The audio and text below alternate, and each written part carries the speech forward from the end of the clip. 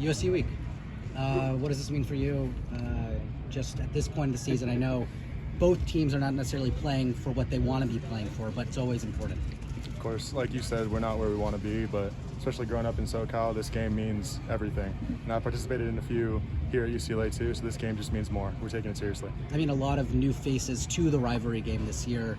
You were just talking about earlier, there's only a handful of you guys that have experience. What has the messaging been like to the new guys that have never played in a USC-UCLA game? Absolutely. So the coaches have done a great job. They're trying to stress the importance of this, the pride that we have in this university, and we're getting that across to everybody else. So everybody is locked into this rivalry. How would you assess how the offensive lines performed throughout the year, and from where you started to some of the strides you guys made middle of the season and to where you guys are now? I believe that we have continued to improve throughout the season. That's a credit to Coach Kwan. That's a credit to the guys in the room, just sticking with it through all the ups and downs. A lot of downs, but I love these guys and they won't quit. How have you seen Garrett step up as a leader this season? I know Skipper said that he's one of the first guys that said when Skipper came in, we need a vote on team captain, stuff like that. How have you seen him step up as a leader this year? He's been phenomenal. Garrett has been a pillar of this program for the 5 years that he's been here, but he's really stepped it up vocally this year. He's always been a phenomenal player, a phenomenal person, first in, last out kind of guy, always doing extra work, but vocally he's been great this year for us. I know you guys always say every game kind of is the same week by week, but what would a win in this game do for you personally in terms of your outlook on this season when you look back? Definitely ended on a positive note. We've dealt with a lot this year, but that's a great way to cap it off.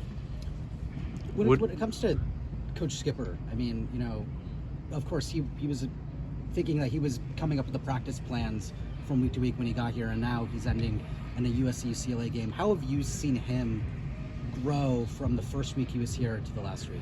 I think Coach Skipper, he came into a pretty rough situation.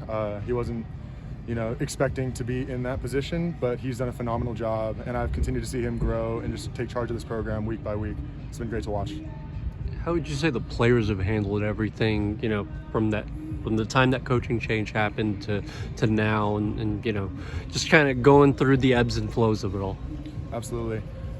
Nico was fundamental after Coach Foster departed, keeping us together. Guys could have hit the portal, but no one left. We stuck together, went on a little run. That's a credit to the togetherness of this team, the bond that we share, and just our resilience overall. What do you want your UCLA legacy to be? You thought about that after the time and all the sweat you put out here? Not really. I'm just taking it one day at a time, week by week, just being present. What are you guys seeing out of the USC defensive front? They're a very talented front. They're athletic. They're strong. But just, again, taking it 1 week at a time. This week is the last week. But just giving it our all, preparing like we always do. Being familiar with a guy who coached at UCLA, is it similar scheming to what you saw in practice back then? Yeah, we'll expect some similar stuff. They have a couple wrinkles as well, but we're just going to prepare for it as we would any other opponent. Cool. Thanks, Sam. Absolutely. Thank you. Yeah, thank you. Thanks, Sam.